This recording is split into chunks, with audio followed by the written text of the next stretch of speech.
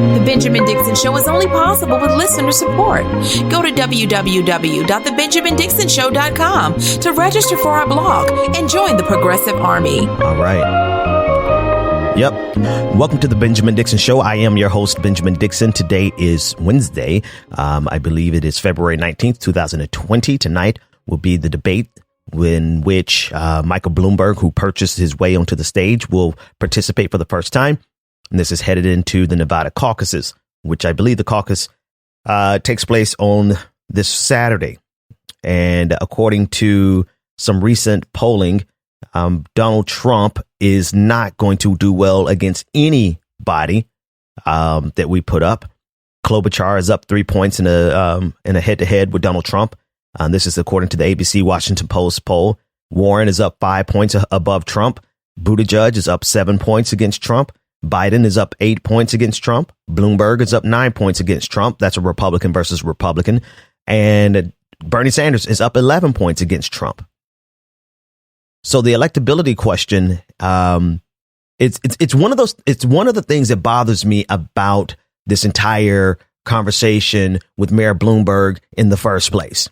It is that in the minds of people who support Bloomberg, it is a foregone conclusion that the primary is over, and that if you don't support Bloomberg right now, you're not supporting him in the general. Well, I'm not going to support him in the general election, just so you're sure, right? But they're pretending as though we're not even in the primary, as though everyone should lay down what they're doing and turn over all of their support and love and adulation for Michael Bloomberg. And this is why I feel like every single camp, not just the Bernie and Warren camp, like right now, I know for certain that there are a lot of Warren supporters and a whole lot more Bernie supporters who are going ham on Michael Bloomberg's candidacy, and rightfully so. Right. But the way I see it is that they're part of the propaganda that is being forwarded by Michael Bloomberg is to insert the idea in the minds of everyone that there is no primary and that it's just Michael Bloomberg. Don't believe me? Listen to this exchange on The View yesterday.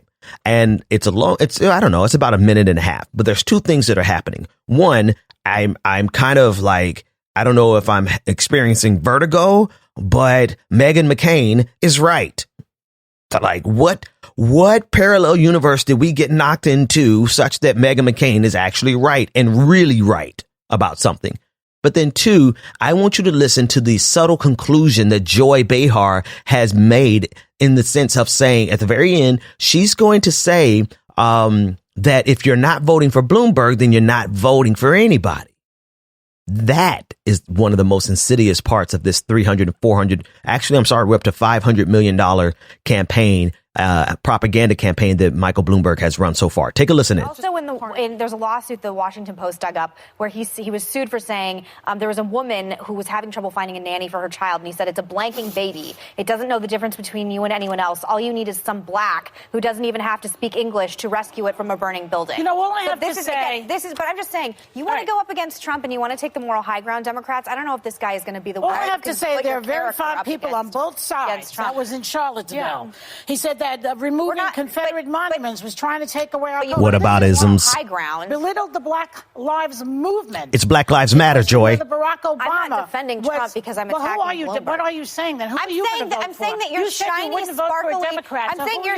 sparkly guy who's surging right now, which, by the way, everybody surges in primary politics. Well, I remember when Gingrich did and Herman Cain did. Every candidate surges at one point or another. He still thinks the Central Park Five because he's a sparkly little... Because, you know what? I just think it's so interesting that you have a problem that we are talking about a candidate the way we would any other candidate. He just happens to be at the top getting the attention right now, which is why we're talking about it right now. What, I'm supposed to give Bloomberg a pass? Not on this show. Not with this host. I'd like to know who you're going to vote for. Right here. Here it is. Who I vote for is none of your business, but I am not voting for Trump, and I'm sure as hell not voting for Bloomberg. So then you're not going to vote. Right there. So you're none of your business. You're not voting for Trump, and you're not voting for a Democrat. You said that already. You guys have done a piss poor job. Okay. There it is. You're not voting for Trump, and you're not voting for a Democrat. No, she says she's not voting for Michael Bloomberg. That is the power of manufactured consent. That is the power of $500 million in advertisements. I can't go on Facebook without seeing advertisements from Bloomberg. And he has convinced everyone that he is their only choice and that there is no other choice. And because of that, I think Amy Klobuchar supporters, Bernie Sanders supporters, Pete Buttigieg supporters, all of us need to be doing everything we possibly can to stop this Republican oligarch from taking over. Now, I talked about this quite a bit yesterday, but I mean, we're dealing with the greatest example of class warfare that we will ever see in our lifetimes. He is the ruling class, and he has come down literally with this pocket change. This is not going to, this $500 million that he spent so far is nothing. He could spend $2 or $3 billion. Every time you look at him, his net worth is going up like a couple of billion. Like, he makes more money. He's making more money on interest than he's spending. Right? He's making more money on interest every month than like he's almost spending every month. So this is the greatest example. This is the ultimate example of class warfare. And in class warfare, we see, man, like oh my goodness, how the alignment has changed. Like he is hiring a crap load of black operatives. I mean, Michael Bloomberg is hiring a lot of black operatives. I don't know. It's 11 o'clock and my mouth is not awake yet. He is hiring a ton of black operatives, some white, right? But he's hiring some of the best. And you have to ask yourself the question, why were they available in the first place? That was a shortcoming of us on the left. And when I say us, I don't mean me. I don't mean you. I mean the campaigns on the left, the Sanders campaign, the Warren campaign. But nevertheless, he hired these people and now they have an unlimited budget to wage war on us, to stop us from getting our Medicare for all, college for all, canceling student debt. All right. A couple more polls that I want to go over. The Nevada, it's coming up. Sanders still has a pretty commanding lead. He has a real clear average of polls spread of 14 points. It looks like he's going to nail it. The next closest person is Biden, who has 16 points. Sanders has 30 points. Biden is at 16 points. That really hasn't changed since the last time we discussed it earlier this week. There was one bit of polling that I did want to go over, which brings a little bit of light to something that I think, yeah, here it is. This is what I want to go over. In South Carolina, Biden's at 23%. Sanders is at 23%. Steyer is at 20%. And Buttigieg is at 15%. I do not see Bloomberg because I don't think he's running in South Carolina yet. I think he's waiting to Super Tuesday. But here's what I want to point out, though. On the flip side of all the negative things that are happening, Bernie Sanders' campaign is running. I mean, to tie Joe Biden in South Carolina should let everybody know that this lie of him not being electable is a damn lie, because Bernie Sanders' team is out there. Like, I remember they are pouring money. One of their biggest mistakes was not focusing on South Carolina enough in 2016. I did a whole episode on that, an entire episode on what was so wrong with Bernie Sanders' campaign in 2016. And lo and behold, they were, and no, I'm not taking credit for that whatsoever. They were already making the changes, right? As I was speaking on air, they were already making the changes, pouring the money where they needed to pour it. And like I said, I think this was in the Patrons episode yesterday. My job right now is not to be a pro Sanders show. You know, I support Bernie Sanders, yes, but I am not on his staff. I don't have a requirement of saying positive things about him, and I have the freedom to say and give him criticisms when I feel necessary. And I really appreciate that. I appreciate that freedom, and I think you as a listener appreciate that freedom. But what we are doing is bringing light to Michael Bloomberg. We have to. And as soon as we get done with Bloomberg, we're going to turn our attention right back to Buttigieg. Right. We're not going to miss a beat on him. OK, when we come back, I want to cover a few more polling points. Go to www.patreon.com/the BPD show and support the Benjamin Dixon Show. Here we go. Welcome to the patron party, ladies and gentlemen. Very special welcome to Tyler Sambucci, Jonathan Rice, Ken Korb, J. Paul, Delilah 327, Tammy. Very special thank you to Austin, Julian, Charlize Bruce. Very special thank you and welcome to Chloe Kaczynski, Aaron Stringfellow, Adam Gilbert Cole, Jack Jarling. Very special welcome to Pamela Hicks. Very special welcome to Scott Forth, S. Brown, Rob Rutledge, Joshua Hamilton, Lewis Villains for Better Government. Yes, Lewis Villains for Better Government. Thank you for becoming a patron.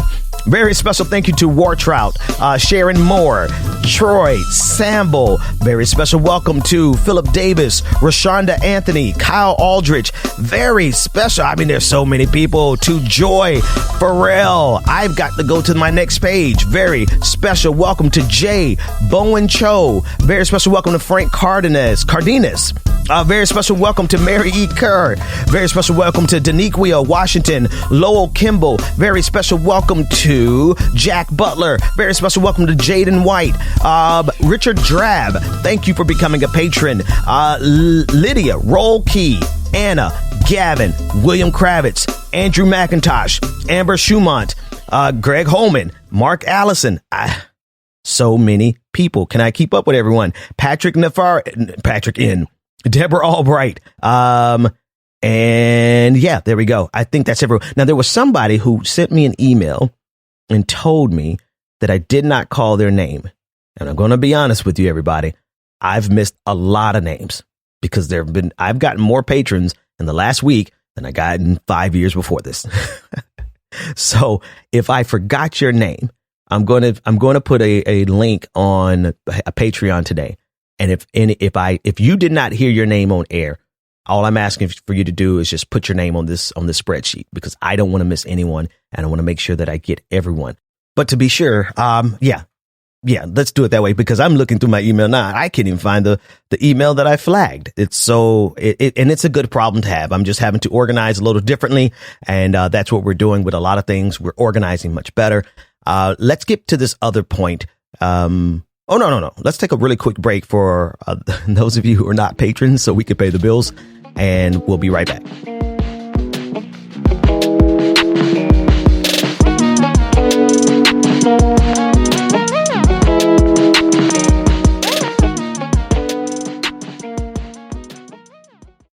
Okay, welcome back. Here's a headline from Axios that I'm kind of shifting gears. I want to talk about this because I have a little bit of information that I could shed light on. Mike Bloomberg's campaign. This is a tweet from Axios. Mike Bloomberg's campaign is sounding the alarm that Bernie Sanders will soon amass an unsurmountable delegate lead if the Democratic field stays split, and took the extraordinary step of suggesting laggards should drop out. Yes. They're playing some serious hardball at this point. And it's not just happening on the national level, it's happening on the local level. So here's what's going on. According to Axios, Mike Bloomberg's campaign is sounding the alarm that Bernie Sanders will soon amass an unsurmountable delegate lead if the Democratic field stays split, and took the extraordinary step of suggesting laggards should drop out. Kevin Sheekey, Bloomberg's top strategist, said the fact is, if the state of this race remains status quo with Biden, Pete, Amy, and the race on Super Tuesday, Bernie is likely to open up a delegate lead that seems nearly impossible to overcome. I don't think many people understand the dire circumstances here. Why it matters, based on every national poll, plus steady access to money, Sanders is the indisputable, if underappreciated, frontrunner. Yeah. Well, yeah, you're right about that. And you're right about the fact that we are going to take an unsurmountable lead. Here's what's happening on the local level that I'm thinking of how much I should share because it's a developing story, and I don't know if I want to give someone else the scoop. But let's just say this is how I can put it. Michael Bloomberg has enough money to operate locally as if he was the party himself. Whatever you think the party does, that's what Michael Bloomberg is doing on local levels. And you see on the national level, he's now acting as the party, putting pressure on the laggards, telling them to drop out. He's functioning as if he was the Democratic Party already. And this This, my friends, is why this is the most egregious form of class warfare, because what is his one goal? It is to stop Bernie Sanders. His secondary goal would be to stop Elizabeth Warren because of her wealth tax, and Bernie's wealth tax most certainly. And here's the irony. Like, if you really wanted to stop Bernie Sanders, you would have gotten behind Elizabeth Warren. But that wasn't good enough, because Elizabeth Warren was coming after the billionaires too. So they can't. And then Elizabeth Warren has some spots where she imploded her on her own. As a matter of fact, I have a clip that I'll play probably in the Patrons episode of her coming after the Bernie bros. Like, really, whoever's giving her this strategy is really not thinking, but I digress. The point is that Elizabeth Warren was their best chance. Like, for leftists, and yes, we're leftists. Leftists who believe that everyone should have a baseline of living, right? I'm not the type of leftist that feels like you can't have $1 billion. I think you can have 1 billion and nothing more. Believe me, there are plenty of leftists who don't think you should have 1 million. And they're all behind me. They're all like foaming at the mouth. They're all like grinding their teeth, ready to sink their teeth into this system. And I'm just trying to let you know that Bernie Sanders really was our best offer to you. Elizabeth Warren was a pretty decent sucralose. Is that what it is? The Splenda version, right? She was a decent substitute. I wouldn't want to drink it every single day. You know, I'd rather the pure cane sugar. But the doctor didn't tell me. I'm just trying to do this keto thing. So let me not make you think I'm, Anyway, the point is, Bernie Sanders is not even the real deal to the leftists to the left of me. And there are a lot of them. And I think it's generational, right? I think the Zoomers are getting ready to come in waving their black flags. I mean, the Zoomers really, we don't want to, because here's the thing, like, let's piggyback off the conversation. I'm going to go on a long tangent. Rock with me.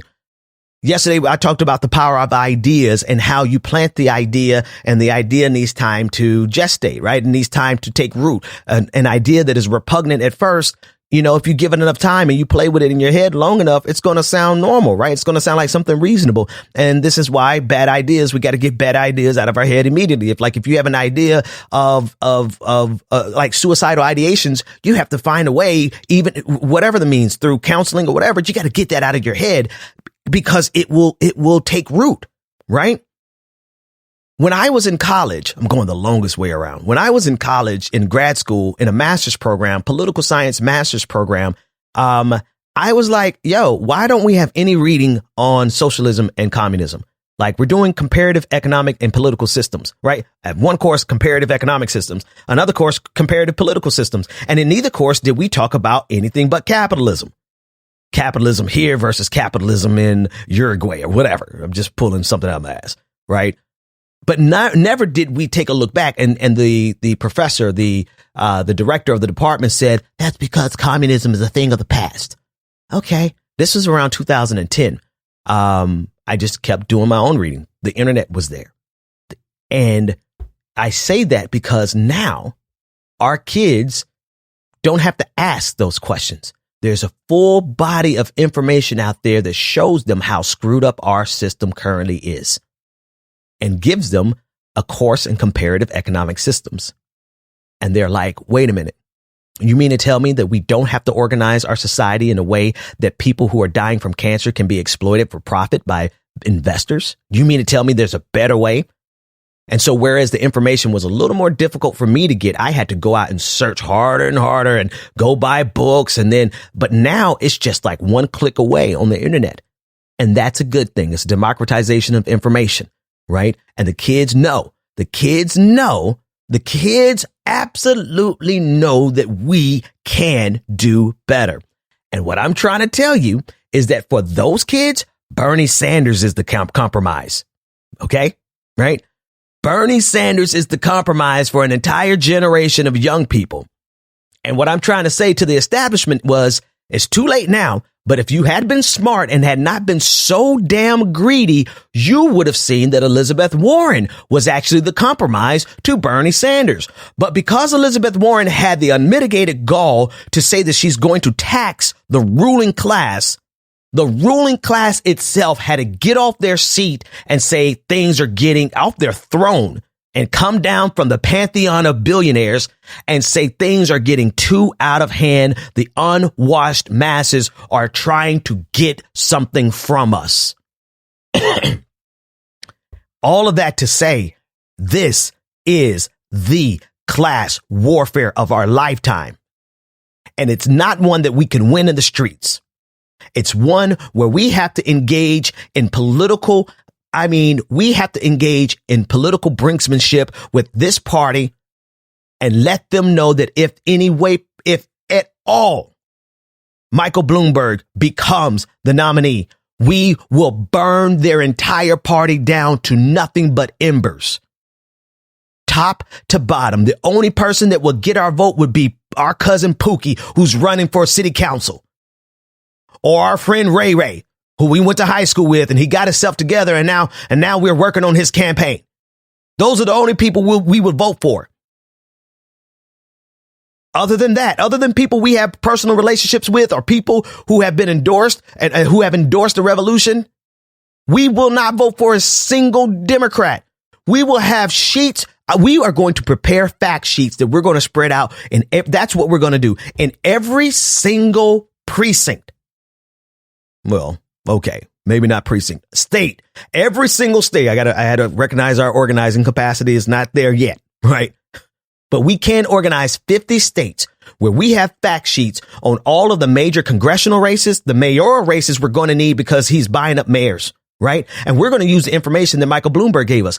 Every person that has endorsed Michael Bloomberg, we're going to prepare a fact sheet so that on the other side of it, here's the person that you vote for. And if there's not another Democrat who's running, then don't vote at all. But we will not vote for a single person who supports Michael Bloomberg. We're going to raise money for the opposition so long as their opposition is progressive. And if there's not a progressive and it's only like a Republican, then we will write in these nuts.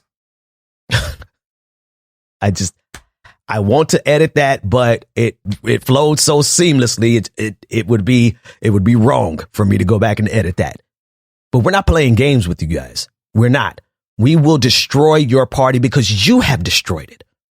You have made the conditions such that a Republican who wants to cut Social Security, Medicare, and raise copays for people on Medicaid, poor people, a Republican who looks down with disdain on poor people and thinks that their behavior needs to be regulated by taxes. And a man who looks down on black and brown minorities ages 16 to 25 and feels like the way to rectify the problems in the community is by sending in the stormtroopers.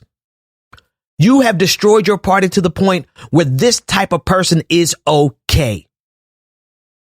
Which means there's no use for having a Democratic Party. If you let this happen, Tom Perez, you will be the person marked down in history. You will be the person that destroyed the Whigs. But we'll have your name, your bio, your Twitter handle, your Facebook page. Instead of us just wondering about that person, the future will be able to look back at exactly who you are, exactly who you were connected to, and how it was that you were so incompetent that you allowed a Republican, not just a Republican, but one of the ruling leaders, one of the leaders of the ruling class, stepped down from the pantheon of billionaires and seized your party, and you did nothing about it. So the people had to.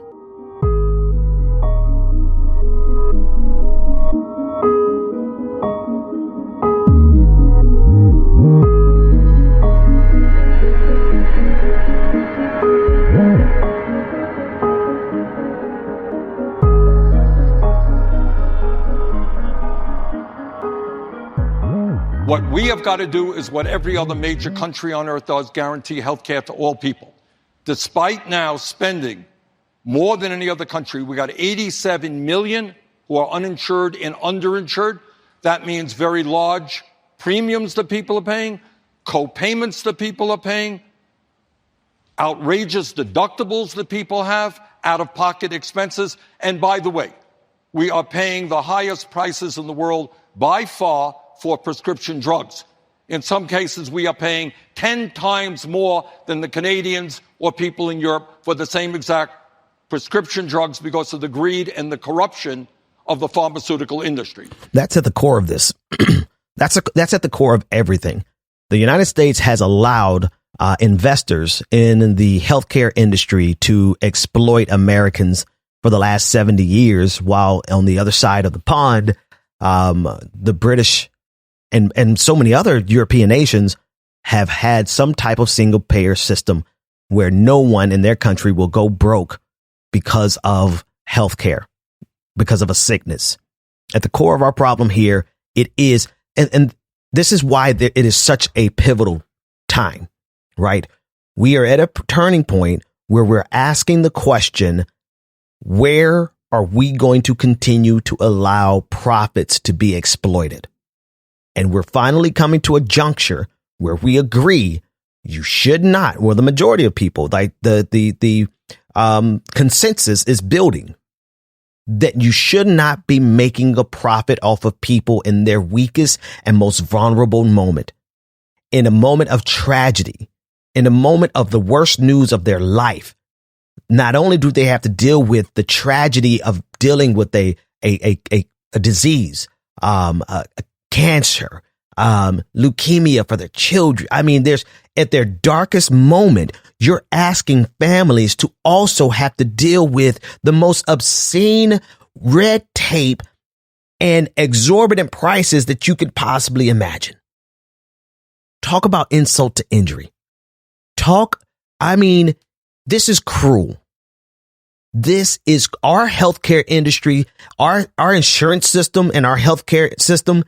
It is cruel. And people die because of the way it's structured. And we are at a pivotal point in American history, I'd say world history, where we are saying that you cannot make a profit off of someone who's fighting cancer. It's only reasonable. We'll continue the conversation after the music is over. For the patrons, everyone else, thank you so much for listening. It is always my pleasure to speak to you. I will see you tomorrow.